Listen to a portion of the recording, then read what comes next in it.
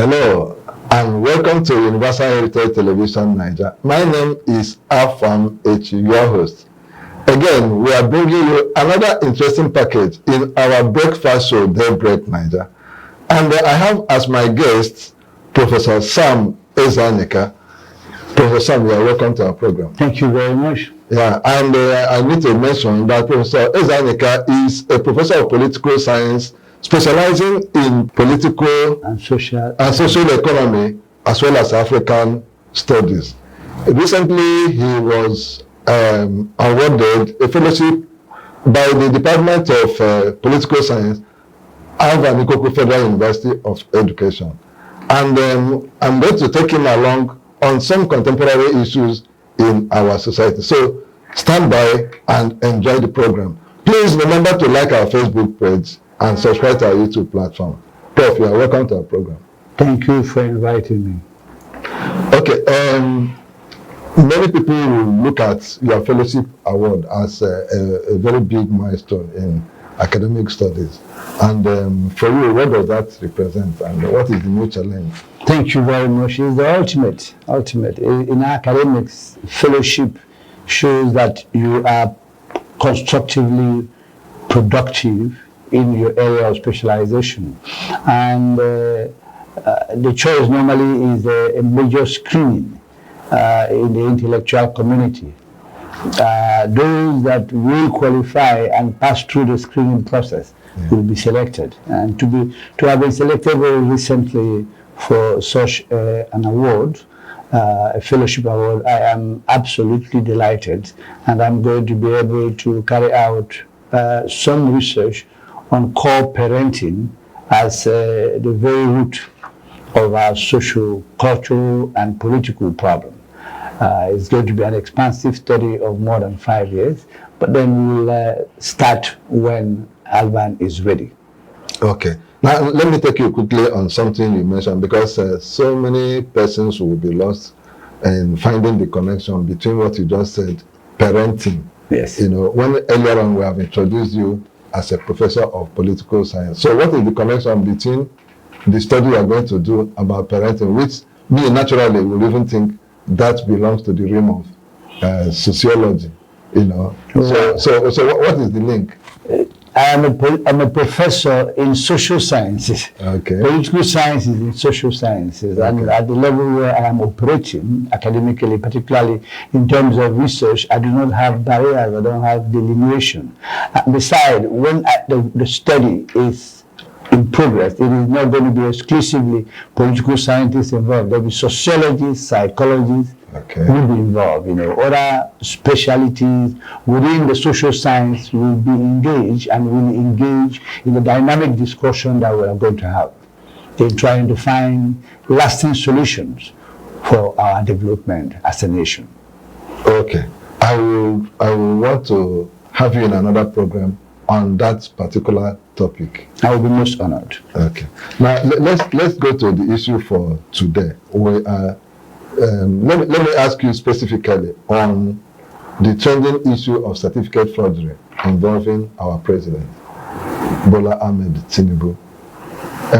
Do you think it holds opportunity for a new Nigeria to emerge when the dust would have settled down? Well, it is a very complex situation. The saga has created an incredibly ugly image of our country abroad. And that image is reflective not only on the president, but on all of us, because the president represents all of us. What is going to happen at the end of the day is speculation. But the truth of the matter is what is going to happen has already happened. We already have a tremendously negative international image for the nation. It's going to take quite a while to dust that. Even with the Nigerian magic of not having history and not having any past and allowing everything in the past to disappear on its own, this is not going to be easily swept under the table or under the carpet. The truth of the matter is that will a new face of Nigeria emerge? Yeah. It really depends on what we are calling a new face here. Let me guide you. What I mean is, in terms of the outcome, Now, assuming the president is eased off eventually by the Supreme Court, as many people are believing in their mind, because it is held that the issue of certificate forgery is a very, very serious offense in our constitution. Now, assuming he goes, would you think that would have set a new development for Nigeria? Because most people hold that political office holders, politicians, are the real problems of the society. And so, setting an example at that high level, maybe every other person will want to fall in line with what is right. I like that kind of assumption, but it's a facile assumption. It's very easy to take. We don't have the culture of remembering the things that we do wrongly and staying away from them.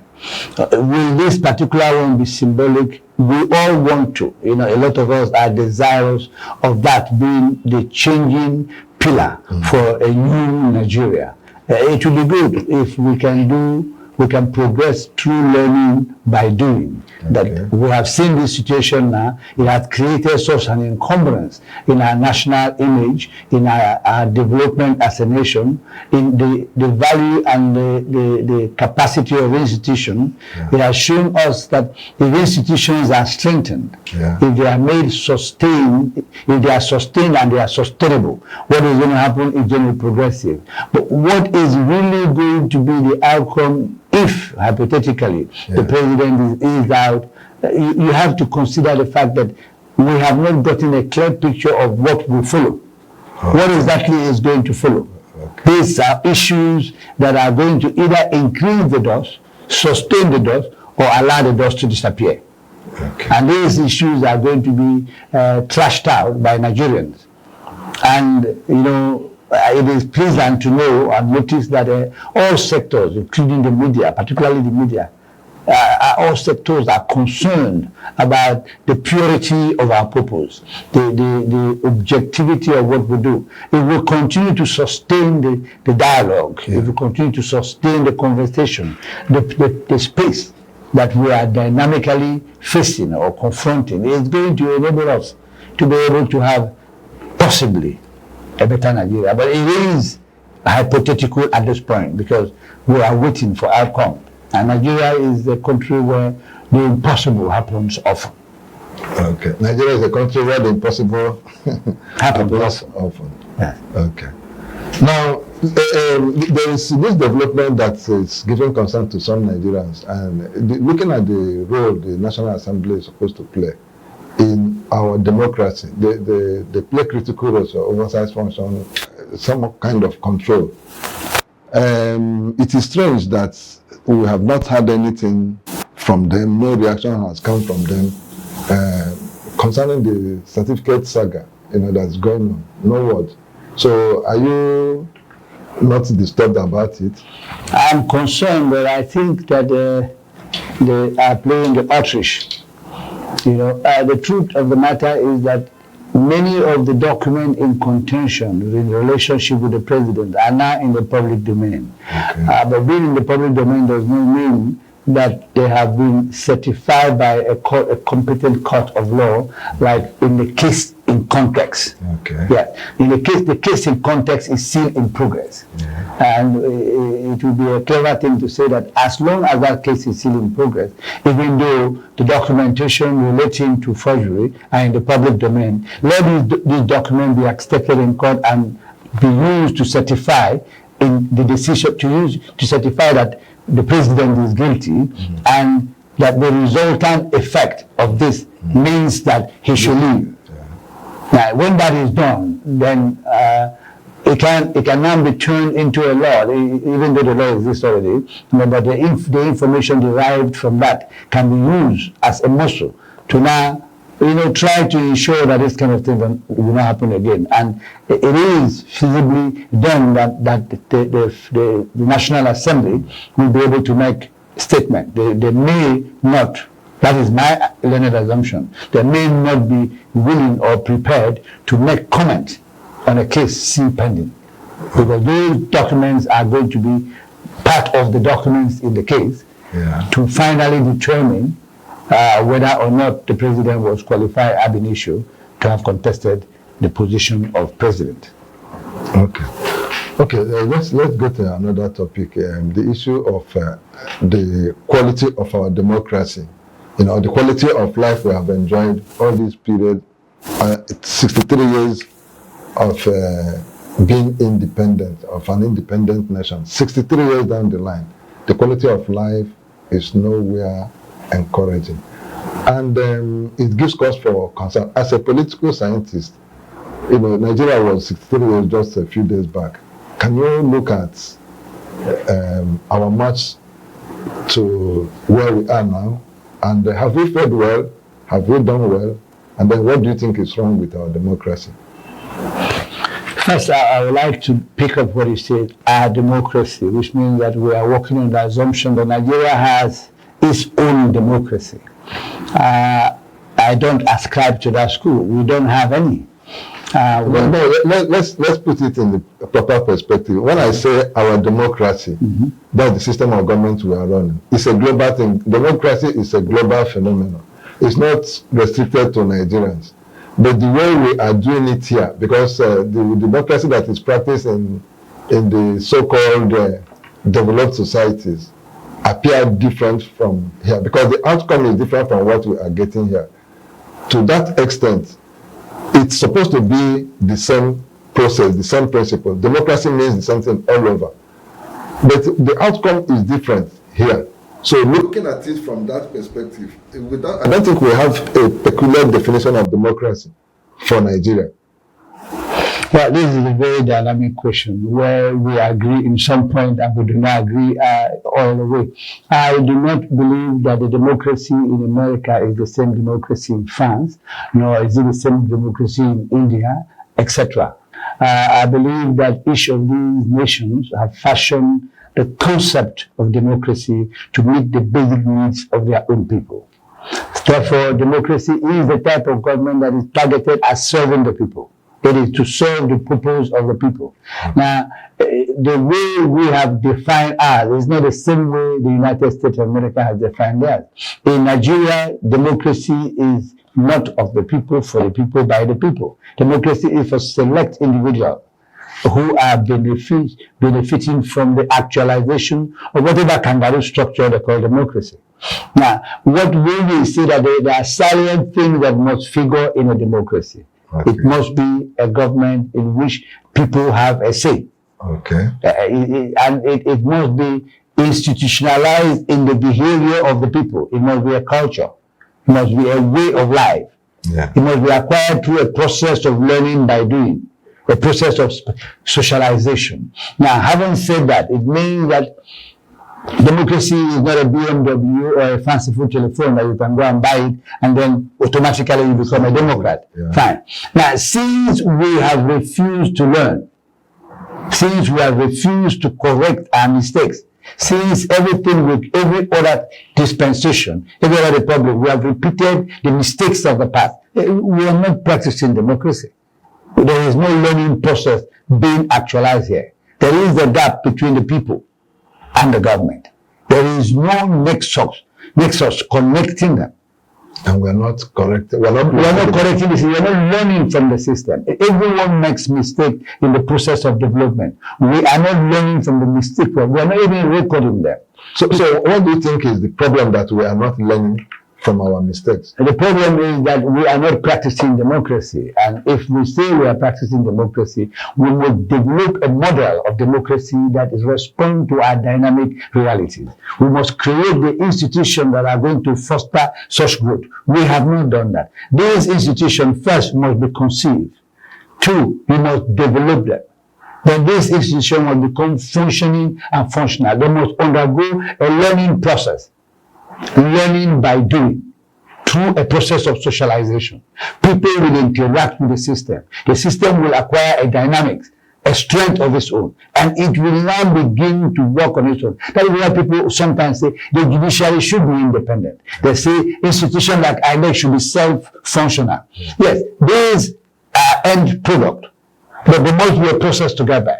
There must be a process of learning by doing. And learning by doing means we must learn from our mistakes. When we make mistakes, we learn from them. Not compound the mistake or not become nonchalant. That makes the institution not to be institutionalized. And when they are not institutionalized, they are not functioning and functional. And when they cannot function on their own, then we will be running round and round and round, and we'll be learning nothing. And that is not democracy. Democracy itself is a learning process. Okay. There is no perfect democracy. There are no perfect people. There are no perfect institutions. But those institutions function. Yeah. They become, in the process of functioning, they become institutionalized. They have an innate life, a spirit, a strength with which they can galvanize things.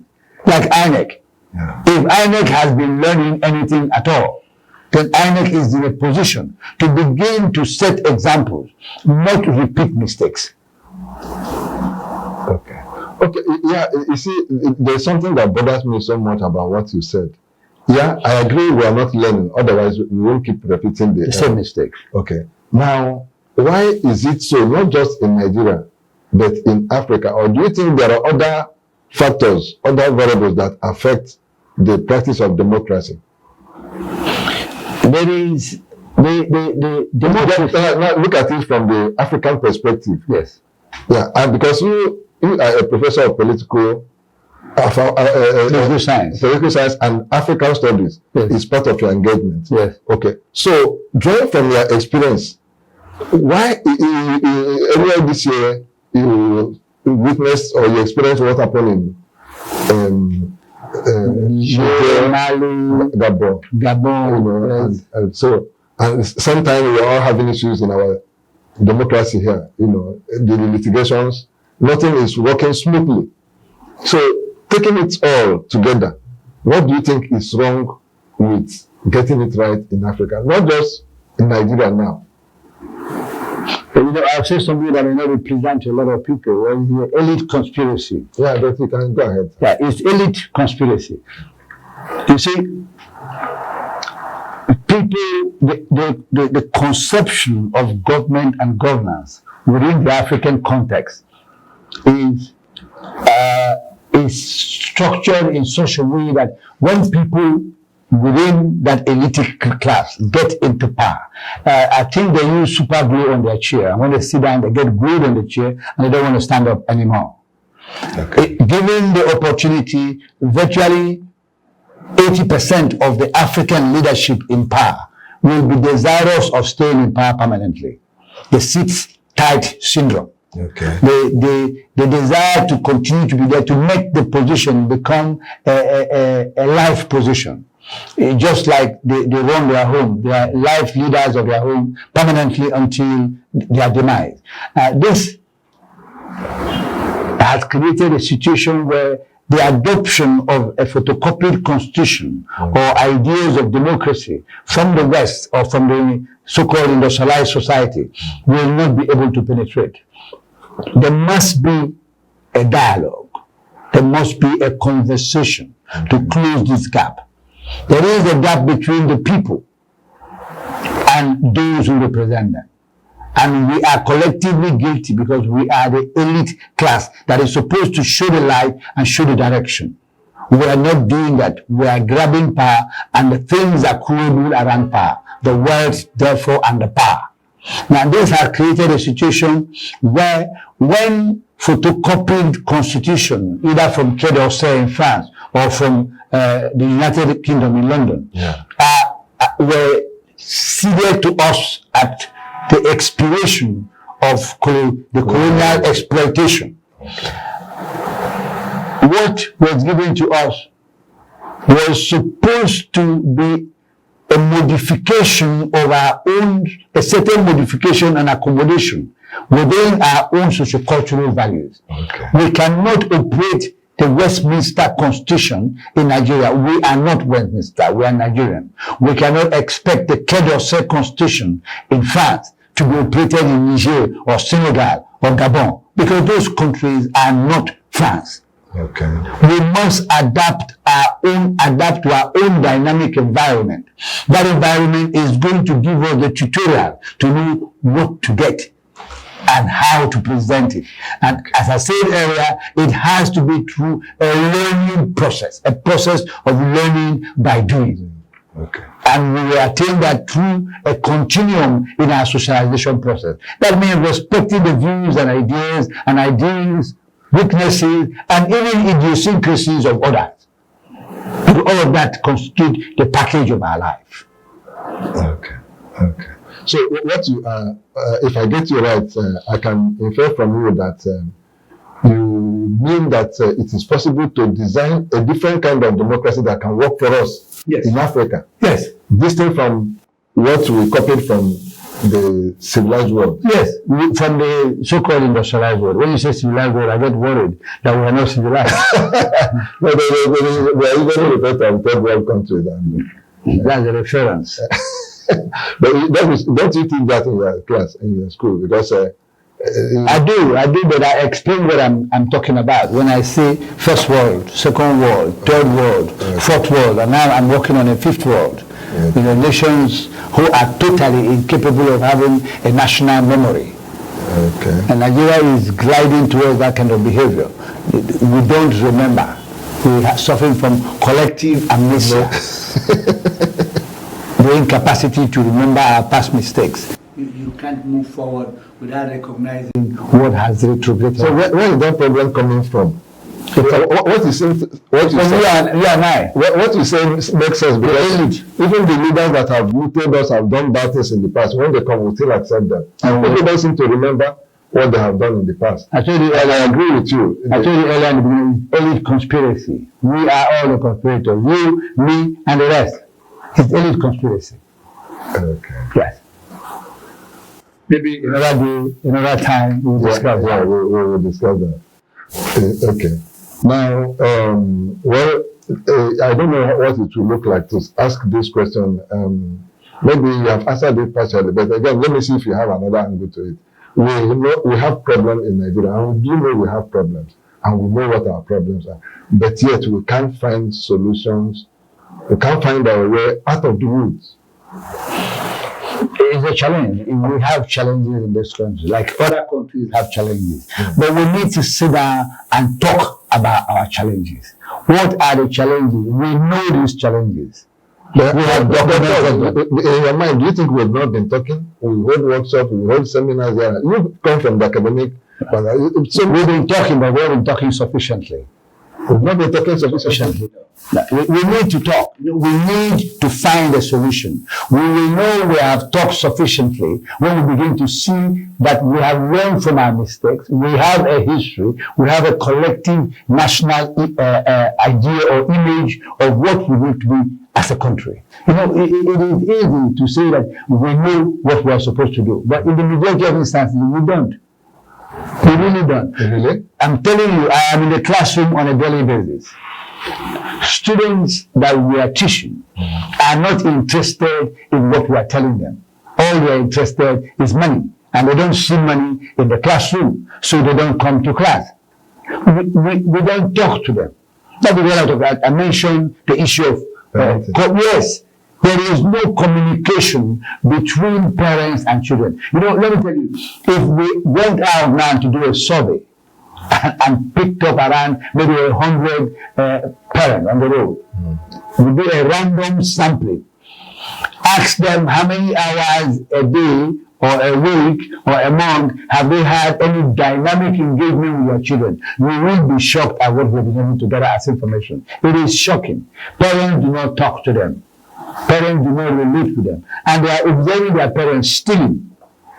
Yes, they are observing them stealing the commonwealth of the nation. One way or the other. Everybody gets an opportunity to do that. Yeah. And the truth is that it is when we accept that we have followed the wrong path and we try to design and devise one that is constructive. We know all these things we're supposed to do. Yeah. But we need to have the willingness, the desire, the courage to do so. We are collectively guilty. That is why we have collective amnesia. We have an incredible capacity to forget. and repeat the same mistake. And you know, there is something quite interesting that we're observing over time in our beloved country, in Nigeria, is that people know what is wrong, but they still do it. Yes, I think it's a common. They still do it, and they do it because of the level of impunity they have seen in those who lead them.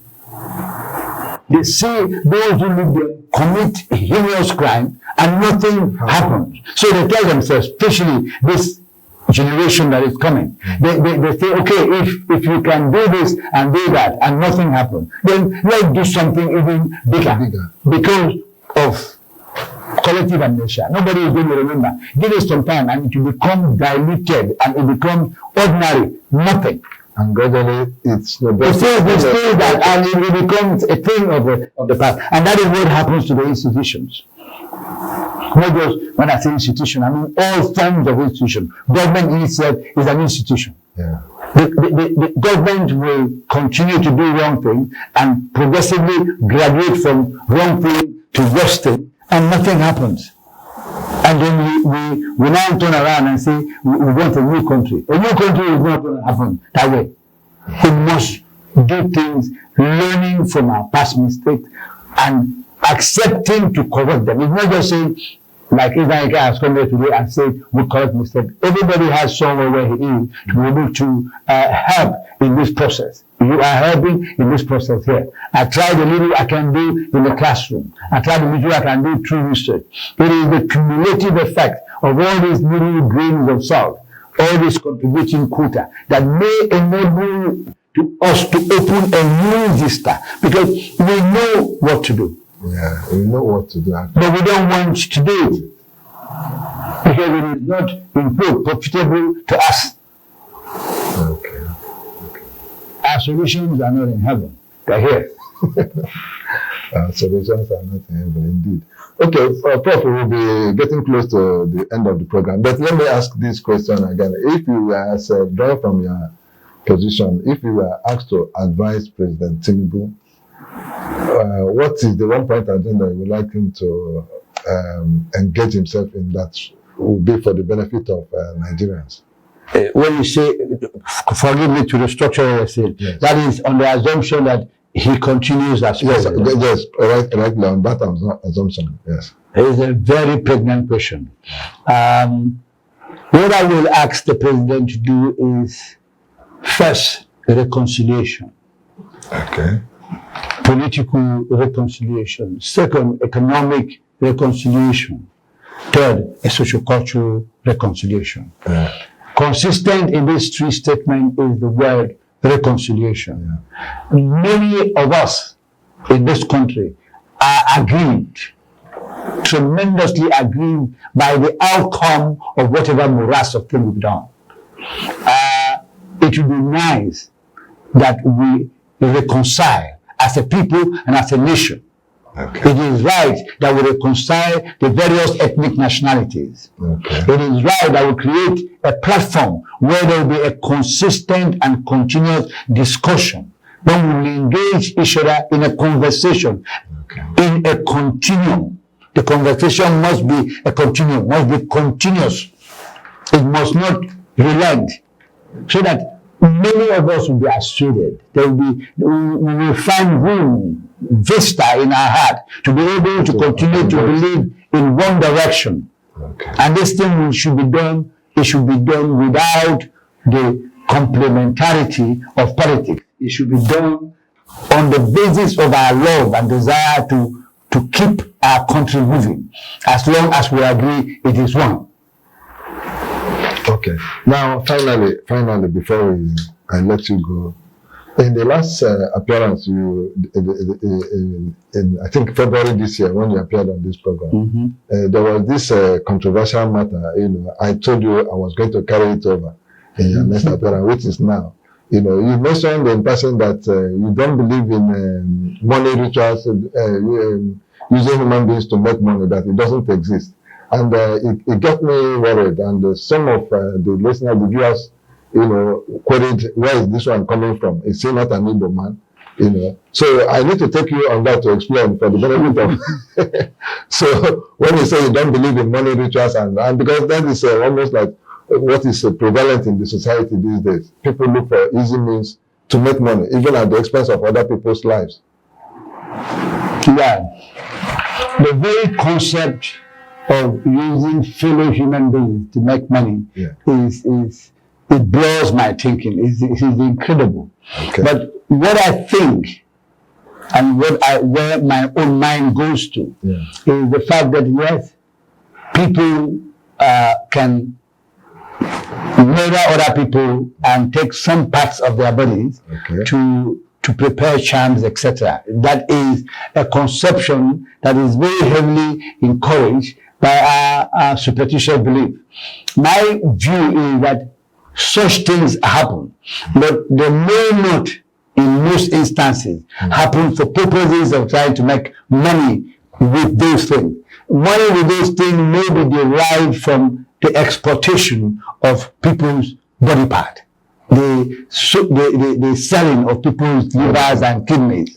But on the fact that somebody is going to XYZ, kill Ezeanyika, and then use me to make money. If there were, this is my personal belief, if there were such strategies, such possibilities, then the native doctors will be the Dangote of this country. Because they will have so much money. And let me tell you something. Let me take it local. Let me take it that it is, in quote, an Igbo man that is doing this. There is no feasible way the Igbo man is going to go to the town square and tell everybody that he will do this and do that and you have money. He will concentrate the growth of that wealth in his family. He will keep it to himself, to his family. In fact, even when he gets very generous, then he may extend it to his community. But he will specifically, if that is feasible, he will do it exclusively in his family. I do not believe that for negative purposes, people can use other human beings to vomit money or stay in the room and do prayers, and those prayers, money will start flowing. If those things were feasible, those that have the capacity in quote to do that will be stinkingly rich. I'm telling you, there will be the Dangote and the Abuelas of our community. They will not tell anybody. They will not share that knowledge with anybody apart from core members of their family. Okay, what about the issue of the alleged rituals done by politicians to enable them to win elections? Yes. We hear that every time, but we don't have any proof that somebody has attained political power because he was involved in one fetishes activity or the other. Okay. Right. We need empirical proof. We need something that one can put a finger on. It is very exciting when it is said, but it sounds like a story. Okay. And even you still maintain your position, even if during the election periods, we experience loss of human beings in so many areas. You know why we experience that, particularly in that period? Because the heightened period, tension everywhere. But every day, people are killed in this country. Every day, there are accidents. Every day, there are one form of commotion or the other. It depends on the accentuation. It is accentuated by the period, by the time. A politician who identifies voodoo as a way of attaining political power, he's not doing it in the moon, he's doing it here. Then Ezeanyika will also learn. Afam will learn. And we will all go and do it and get the power to go and win election. So we will no longer win election by voting. We will change the electoral process. We will no longer be by voting. We will by voodoo. We will invoke some external power, then we win election. Okay, Prof, we will continue the discussion after now.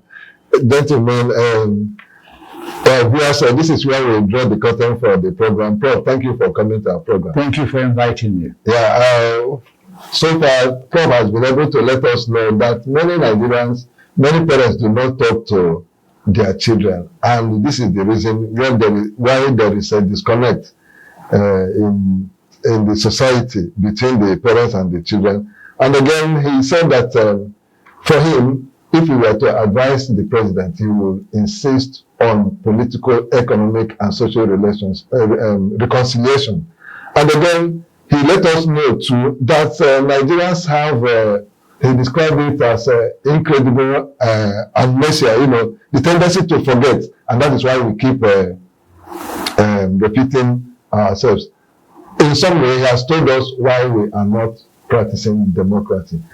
On this note, we'll draw the curtain. My name again is Afam Eche. Please continue to stay in touch with us for another interesting edition of the program. Thank you for being part of it.